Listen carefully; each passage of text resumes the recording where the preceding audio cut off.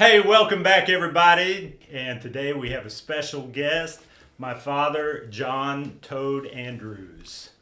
And we are going to be talking about his vintage guitar collection that he started putting together back in the late 60s when he was on the road with the roots rock band Mother Earth. And you played with Mother Earth from 68 to 77, right? Yeah. Okay.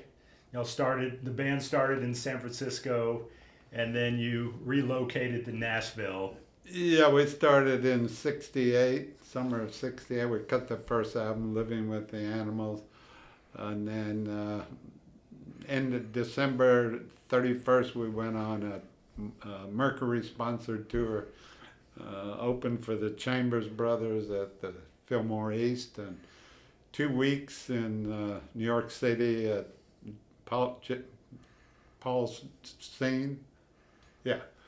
And then we did Boston, and we did Philadelphia, and we did Cleveland and Chicago, Minneapolis, various larger cities like that. And then the last date on the tour was in Nashville.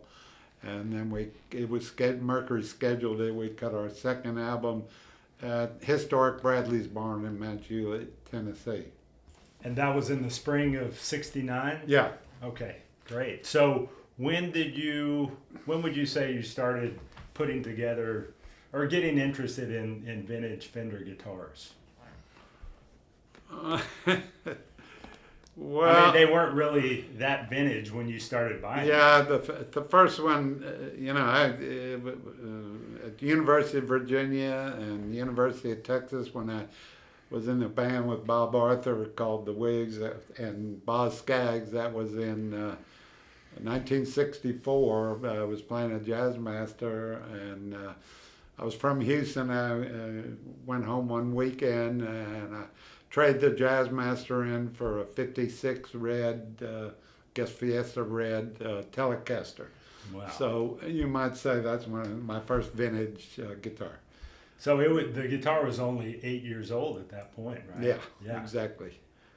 And I had a Brown concert that I bought in New York in 1960.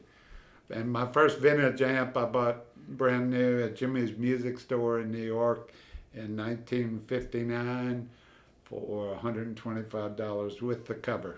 And was that the Tremolux? Tremolux, yeah. Yeah, we're going to show that off later. Yeah. So we still have that amp he bought brand new. It was a Fender Tremolux 1959. You bought it in New York. Yeah. Still have the amp back here. In fact, here it is right there, this old beat up looking tweed amp. Good. So you had that red Telecaster. Yeah. And that would you say that's when you really fell in love with playing Telecasters? Yeah. And, I played that through in 66. I had a band at UT called the Chelsea, and then we split up and ended up back in Houston. And for a year I played with Grady Gaines and his band. Grady was the leader of the Upsetters with Little Richard from 54 to 57. Yeah. And I played that red Telly, 56, and then I headed out to L.A. and I traded that. I went back to H&H Music, saw my friend Red Novick and Texas Tom, and I traded that 56 Telly in for a blonde 54 Telly, which I'll tell has a neat story about the serial number on it. And that's the guitar you mostly played with Mother Earth? That's the guitar I played with Mother Earth, yeah, through a 410 basement. Wonder what happened to that red Telly. I mean, H&H it was an original red finish? Yeah. Ah, that was a rare White pickguard. maple neck? I think the serial number on it was 6999. And it was a maple neck? Yeah. So why'd you trade it in? I wanted a black pickguard blonde. Okay. All right. So you moved out to L.A. and you were there. Well, before you went to San Francisco, you you had a temporary group there with Mike Nesmith from the Monkees. Yeah, Mike, he had gone to, he was from Dallas, but he went to San Antonio College with a good friend of mine, David Price, who I went to UT with, and he played with the Chelsea. And I guess it was in spring semester of '66, Spider just disappeared, said he was heading out to LA and he wouldn't tell us why. And then we found out that he was the stand-in for Davy Jones on the Monkees TV show because Mike Nesmith brought him out for that. And then when they went on tour, he did the light show on tour. And he was actually on tour for, I guess it was 2 weeks in room next to Jimi Hendrix. Oh, yeah. Jimmy opened. He's told those stories where Yeah. they would jam in the room every night. Yeah. And he told us that Hendrix played equally as well standard right hand, standard left hand, and upside down left hand. Exactly. He could totally interchange. Anyway, any tuning didn't matter. Yeah. And he told the story that the final show that Hendrix did opening for the Monkees, Was in Long Island. Yeah, and I guess the crowds booed the whole Yeah. time. It was all mothers with their children coming out to see the Monkees. So that final show, I guess Hendrix had it and he was pissed off, and he threw his Strat off the stage, and it landed. It was in a asphalt parking lot, and it broke up. Yeah. So after the show, Spider said they were, taking down all of the Forest the Hills stage. was where they were playing. Okay, they were taking down all of the stage setup and the lighting, and they saw over in the 45-gallon trash bin that neck sticking out of it. Yeah. And so he and one of the other crew guys, one of them took the neck and the other took the body of that guitar that Hendrix threw off. Wonder the what stage. happened to them. David said they never heard from him again. That was it. Well, he did fine after that. Yeah. Anyway, so then you, after you did that, had that short-lived group with Mike Nesmith. Yeah. Well, you didn't. It was really called tell that the story. Armadillo, and he booked us into clubs in the valley to kind of get us tight. He wanted us to cut an album on it.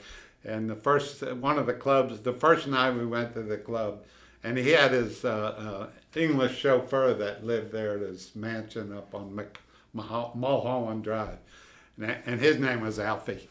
And he took us to the gig in a big long black limo, Cadillac limo, and up on the front of the club it had a big banner, white banner in red, and it said Mike Nesmith of the Monkees presents the Armadillo. So he was just kind of managing and promoting the group. Yeah. He wasn't actually. And we would, he had a rehearsal room with a B3 and drums set up at his house, and we would go over there and rehearse, and we'd alternate rehearsing because Three Dog Night was just coming on the scene, and they would rehearse and we would rehearse. And Mike had me, I was giving him lessons. He wanted to learn Chuck Berry stuff. Mike was a good guitar player, rhythm and stuff. But he wanted to learn some lead stuff, and I'd teach him Chuck Berry licks. And he said, Toad, just get rid of that guitar you have. And he said, go down to music store where I have an account in Hollywood, and get a 335 or something. Or he said, I'll just loan you this 1956 Black Beauty. Well, I didn't want to give up my telly, so the guitar player with Three Dog Night ended up with using that on the road. And you never much cared for Gibsons, right? No. You never played one or owned one, really? No. Was it mostly? I owned a Tweed Gibson stereo amp, I guess, in 1960, that I sold for I bought it for $25 and sold it for $150. Wow. And would you say it was being so influenced by Albert Collins in Houston that made the Telecaster? Yeah, gave him out James Burton. James Burton too. Yeah. That was one of your heroes, right? Yeah. Very cool. And James Burton's the first guitar, it was a 52 or 53, and it was just like the Telecaster, black pickguard and everything. And then he was playing with Bob Lumen. They were playing at the Palomino Club. And I guess Ozzie Nelson heard him and everything. And so he auditioned for Ricky Nelson. And back then it was TV, it was black and white, but they were soon transitioning over to color. And so this is a great story. The guys at the custom shop told me that, this story that at the Fender custom shop, that Ozzie didn't like that blonde guitar with the black pickguard, mainly because he said it wouldn't show up well on color. And actually, James Burton had two of them. He had one of these, and he had one of those faux mahogany finished guitars that it was kind of like faux mahogany furniture, but it was a Sunburst, Leo's first Sunburst, that he came out with. They were really horrible looking, and he didn't. Ozzie didn't like how that looked, so he had somebody take it out to Fullerton and got a hold of Leo, and he said, yeah, they could refinish it red and put a white pickguard on it, but they could only finish the front and the back, and the sides, because they said the back that had a cure, and then the next day they would turn it over, lay it down, and they would paint the back. So Ozzie said, well, they didn't have time to do that because they had, they were live. What was I going to say? They were going on air. Yeah, the next day.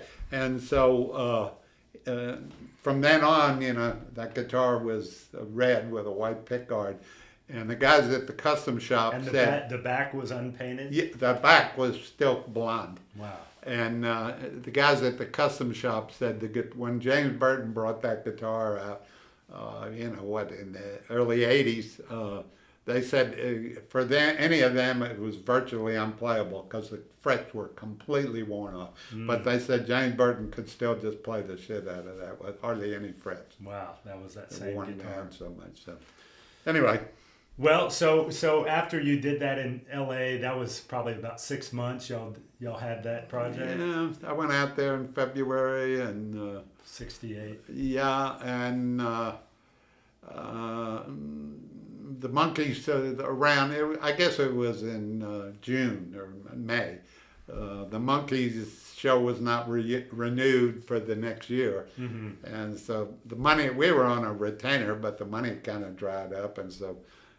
Bob Arthur and we had to find a gig, and Grady Gaines I had called him because his brother Roy Gaines lived out in L.A. and he had played with I guess Dinah Washington and different people like that, R&B act. Great guitar player. Yeah, fantastic. And so he was playing out in Fullerton. I called him and he said, yeah, come on out and sit in and let me see what you got. And I went out there with my telly and sat in with him, and we became friends. And I remember I was with him at his house in South Central LA, and we turned on the news, and Robert Kennedy had just been assassinated. Well, anyway, he said that Little Richard was going back on the road, and he said he was auditioning at a Baptist church in Watts for 2 days. And he said he would set me up with Richard and let him know I was coming down there. So I went down for the audition, and I knew, there were probably about 10 guitarists there. There were, 30 or 40 horn players and drummers and bass players. So I pretty much knew I had the gig because they were taking 2 guitarists on the road. And the other guys didn't know all the material. Especially that song, Hey, Hey, Hey, going back to Birmingham. And anyway, Richard was pulling for me. So I pretty much knew I had the gig. And then later that afternoon, I drove back to the apartment where we were staying. Bob Arthur was packing up his car. And he was a bass player. Yeah, and he was packing it. I don't know why he didn't go down and audition, but for some reason. And oh, by the way, while we were there, we ran into Jesse Hill. You know, ooh, poo, poo, doo. You know, Great New Orleans artist. Yeah. He said, man, he said, he said, I mean, he found out Bob was a bass player, and he said, man, I need a guitar and a bass player. He said, forget Richard. He said, go out with Jesse. He said, it's a big wide world out there. Wow. Yeah. Anyway, so Oop, oop, doo.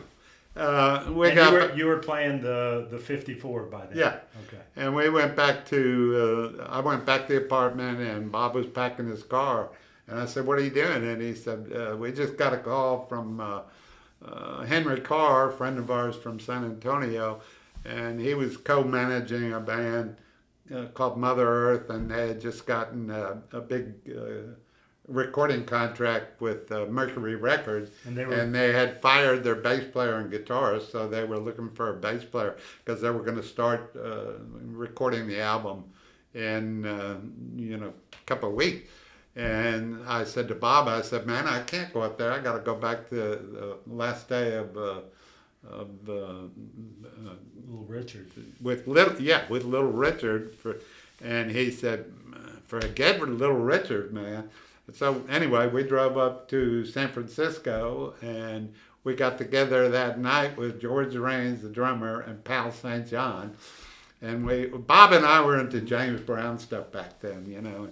And we kind of put some James Brown arrangement to some of Powell's songs we were doing. They sounded kind of cool. I mean, Powell was more psychedelic, right? Yeah, country is psychedelic, yeah. And then the next day, Tracy came over, Tracy Nelson, and we auditioned with her and the keyboard player, Mark Nathlin of the Paul Butterfield Blues Band, because he was the arranger on the album. Mm. And that was from Mercury Records. Yeah. So we cut the album there, I think on maybe about 4 songs we had Doug Somm. We used Doug Somm's horn section from San Antonio, and Doug Somm did the head arrangements for it. You know, It was really kind of cool. And that album was Living with the Animals. Yeah. You can look it up on Spotify, YouTube. Great early San Francisco R&B blues album. And also there was a special guest on the album, right?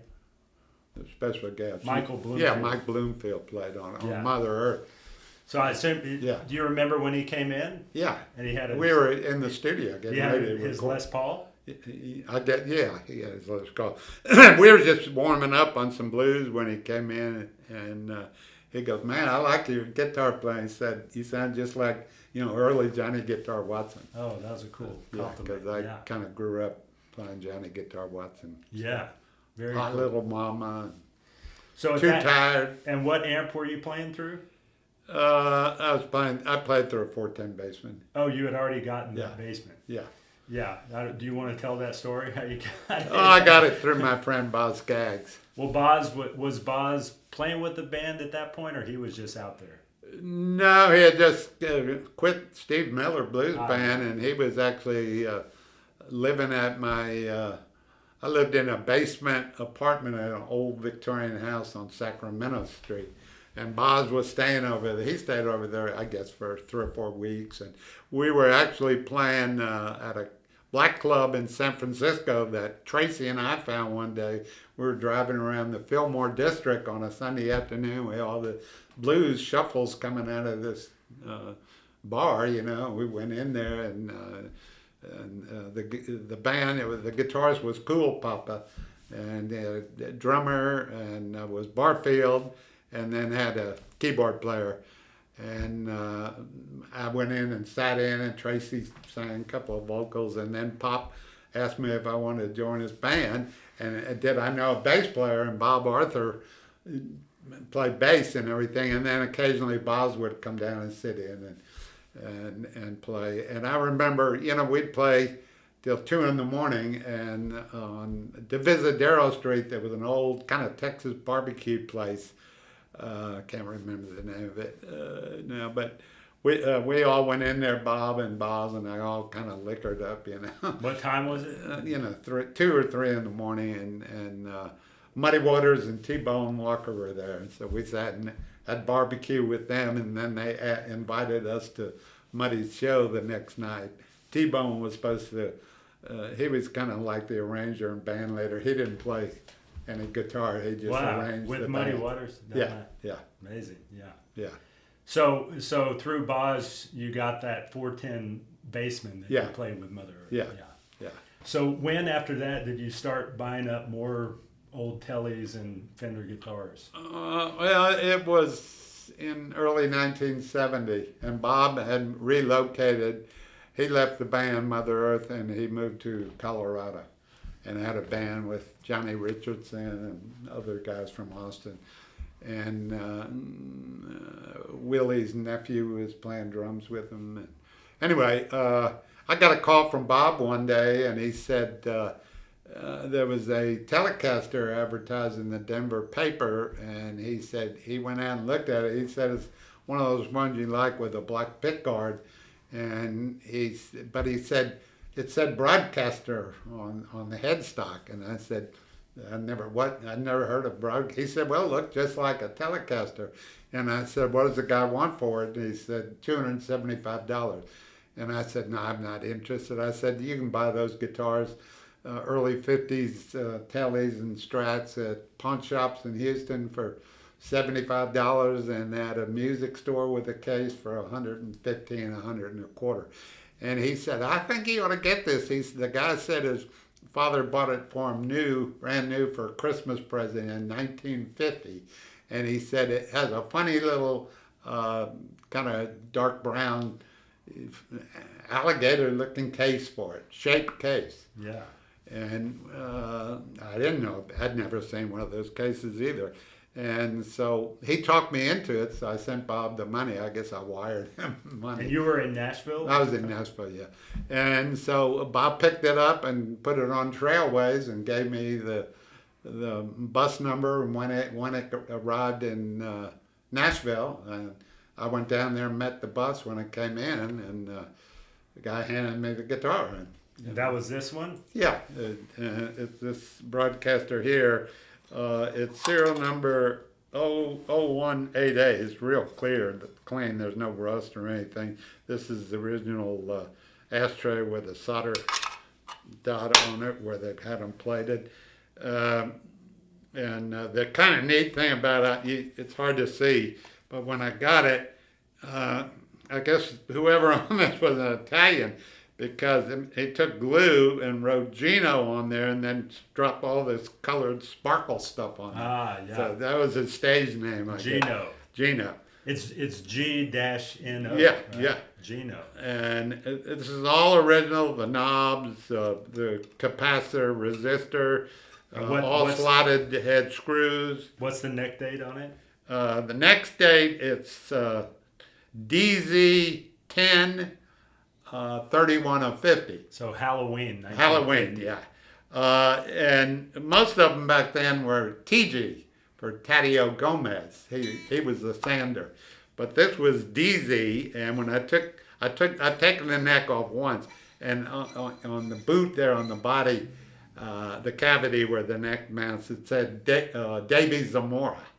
So he was the sander on it. And years later, I had this out at the custom shop.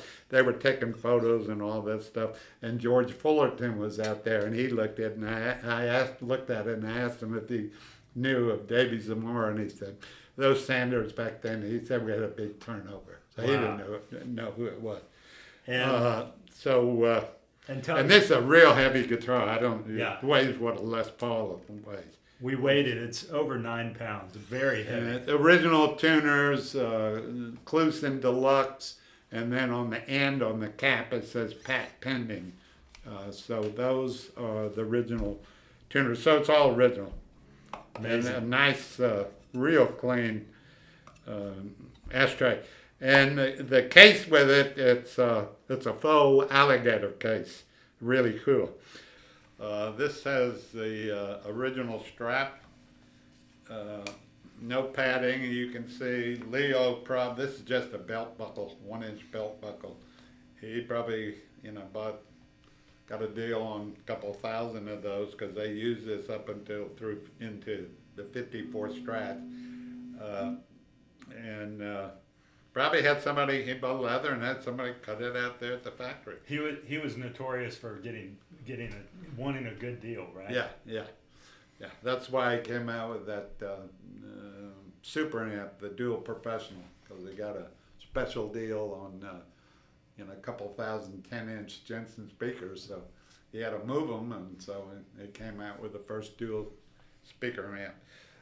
Anyway, these early ones are wired differently than probably starting in mid-52. This has what's called the blend circuitry.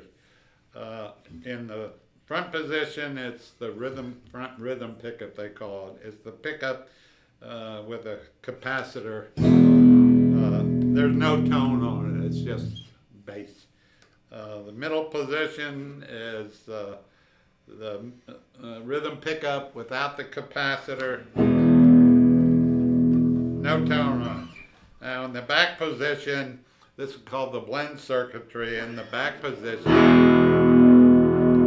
this knob is the potentiometer, blends this pickup into the lead pickup.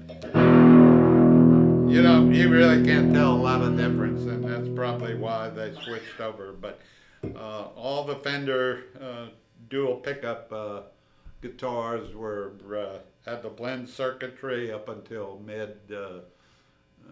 probably June of 52. 52. Okay. Right. Yeah. By that time, of course, they were calling them Telecasters. Yeah. So as Joe Bob. And by the way, that's the original gray cord on there with the telephone jack on both ends. Yeah. In 57 or so, they had the telephone jack on one end, the other one had a 90-degree. Those are really cool. Those original cords. As we were saying earlier, you're really paying for the decal because this is the same as a Telecaster, a no-caster. Yeah. They're all the same, but of course they were originally called broadcasters. Then they got sued by Gretsch Drums because they had a drum kit called the Broadcaster. Spelled with a K. Yeah, and so for about a year they clipped. 6 months. Yeah, they clipped off Broadcaster on that. Yeah, probably Leo did it. Yeah, so they could use those decals up, but those are what are referred to as no-casters. Yeah, some old books, history books on Fender.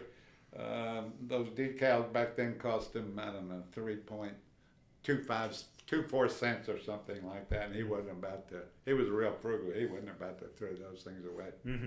So when he used those up, then they stared putting it. It was actually Don Randall who named it the Telecaster. Very cool. Because television was coming into play. And yeah. So, great name.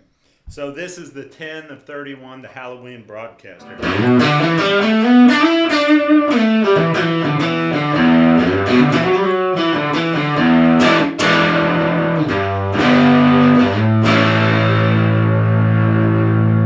There's with that tone control all the way up.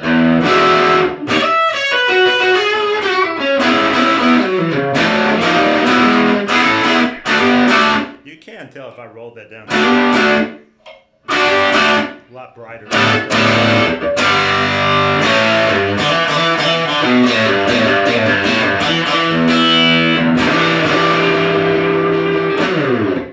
think in the full open position, it's the lead pickup, and then when you back it up, it blends the other pickup in. Yeah, so you kind of get that slightly darker sound. Yeah. All right, very cool. All right, so back with another of you have two broadcasters. Yes, two. They're all. This is all original as well. This one. What's the date on this one? This is 11/15 of 50, and the serial number is 0273. The serial numbers with Fenders, starting from day one, were not consistent with the date of the neck date. The early all the 50s ones. The way to date them is from the neck date and from the pot date. You can't go by the serial number. Like that other one is serial number 0188, and it's 1031 of 50. There's I've seen broadcasters out there 0050, low 40s and everything, and they'll have a November date on the neck. So this you really can't. And I think there's one that's real early number, and it has a later date than this. So the neck date on this is really just about 2 weeks after the. Yeah, this is TG of 1150, 1115 of 50. And when did they? When in 50 did they make the first ones? Well, the first ones were a 2 pickup Esquire, and then they didn't start on the broadcaster till I guess in middle October when they tooled up for the truss rod. Okay. The original Esquires with 2 pickups didn't have a truss rod, and Leo Fender was just adamant that his guitars, that hard rock maple, would not warp, which it was not the case. So they had to order from that Racing Homestead where they got all their dies, the tooling to route this out and all that. So these 2 guitars are both within the first month of production? Yeah, first 2 weeks. First 2 weeks. Yeah. What's interesting about this, it's got a neat story. There was 2 songwriters, folk singers from Woodstock, Artie and Happy Trom. And they would come to Nashville and cut some, folk kind of albums. They grew up playing in the city, and so they were out at our farmhouse one time with. Is it in Nashville? Yeah. Mercury Records rented us a farmhouse while we were cutting that first album at Bradley's Barn, and so they had a guitarist with them. His name was Michael Esposito, and my broadcaster was sitting around. And he said, "Man, I got one of those." And I said, "Really?" I said, "You want to sell it?" And he goes, "No, that's my main guitar." And I said, "Okay." He said, "But if I ever decide I want to sell it," he said, "I'll give you first option." And so Michael Esposito was the guitarist with the Blues Magoos. They were from the Bronx, and they were the American answer to the British invasion. Okay. Yeah. I forget. Do you remember what their hit song was? Can't do something right. I don't know. Okay. And Michael Esposito, you can get the video up at the Blues Magoos. He's actually playing probably a 57 Telly, because it has a blonder finish and the white pickguard and everything. And so we played, this was in 75, we were playing a peace rally at Shea Stadium in New York, all big name acts, Yeah. And we were staying in Woodstock. And one morning the manager came over, it was called the Millstream Inn. And there was a little stream going through. It's kind of cool. And the manager came over and he said, some guy named Michael Esposito called and he needs to get a hold of you. And I said, did he leave a number? And he said, no, he doesn't have a phone.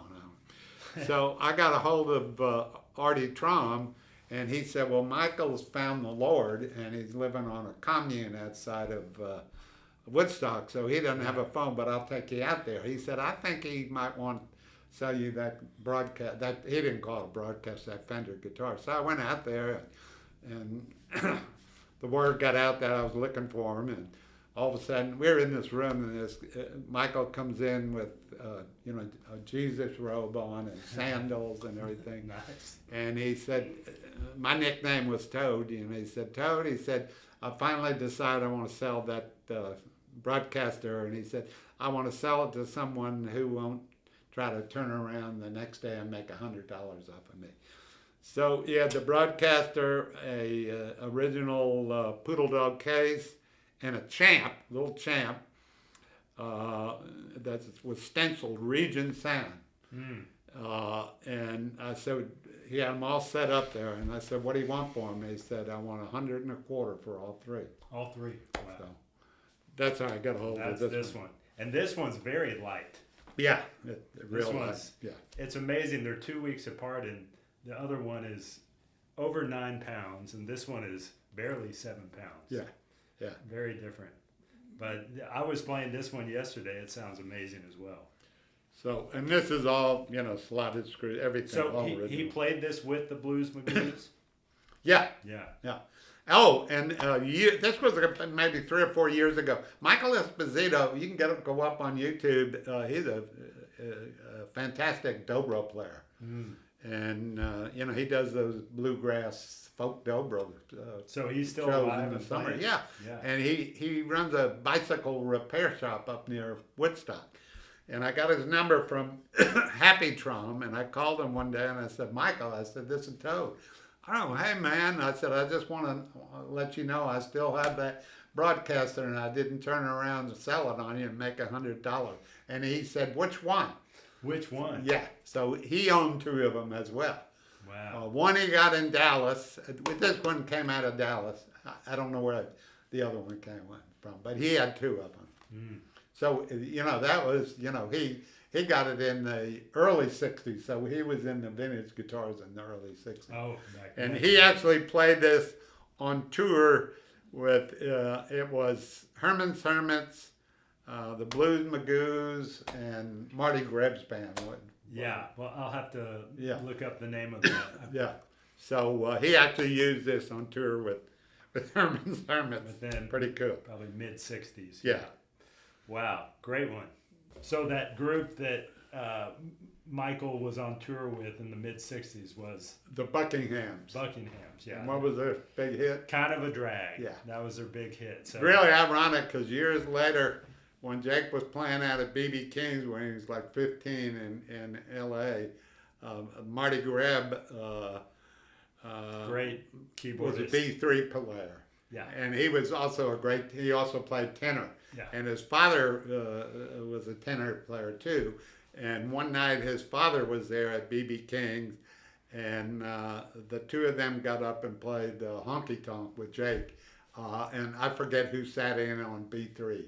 But That's right. That's right. But yeah. the 2 of them played it. But he was the Yeah. keyboardist and Yeah. sang with the Yeah. Buckinghams. Yeah. So Very that's cool. But when I was telling that story to Johnny Lee Shell, Another great LA guitarist. yeah, Johnny Lee, and because they were backing Jake up, Johnny Lee Shell, Tony Brown, and Gold, Marty Greb, and I was telling him the story, and I said, yeah, it was when his band, he played that broadcaster on the road when Herman's Michael Esposito. opened for him or was a headliner, and Marty Greb said, he said we were the headliners, the Buckinghams, and the Blues Magoos opened for us. Yeah.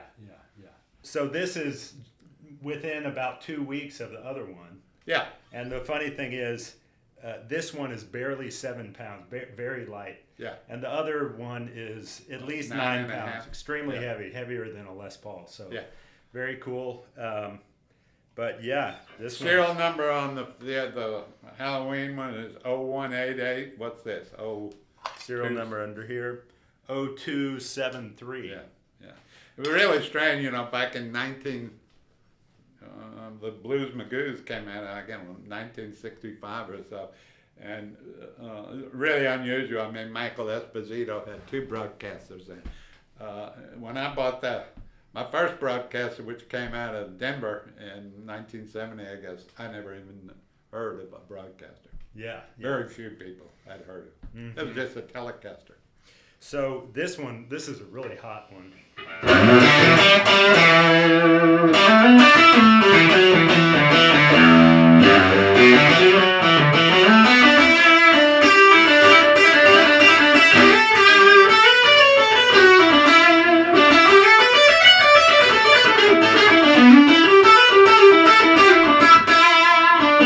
And then what about keeping the pickup cover on here, the ashtray? Doesn't it kind of give a slightly more increased gain? Yeah, Because and of sustain. because of it. You know, like Gabe Matt Brown and Albert Collins always played with those ashtrays on. Yeah, I mean, it has something to do with the impedance. yeah, over that pickup. But yeah, playing up here though, you can really.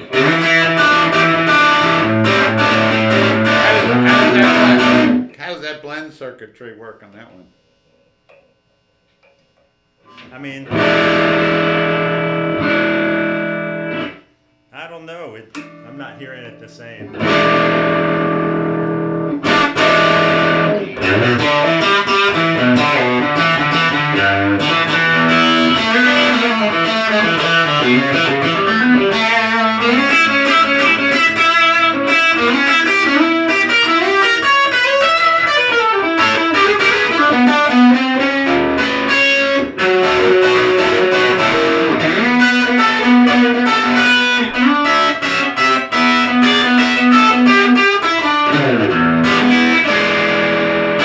Pretty hot? Yeah. All right.